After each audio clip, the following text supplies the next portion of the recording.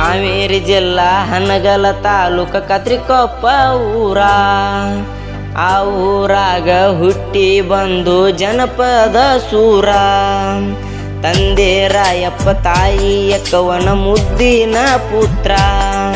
ಅಭಿಮಾನಿಗಳಿಗೆ ಚಿರರು ನೀರತನ ನಮ್ಮನ್ನ ಎಂದು ಶಿರ. ನಮ್ಮ ಎಲ್ಲರಿಗೆ ಕೇಳ ಎರಡು ಕಣ ಬಾಳುವಣ್ಣ. ಹುಟ್ಟುವ ಹಬ್ಬ ಗ್ರ್ಯಾಂಡ್ ಐತಿ ಕೇಳ ದಿಬಿ ಬ್ರ್ಯಾಂಡನ.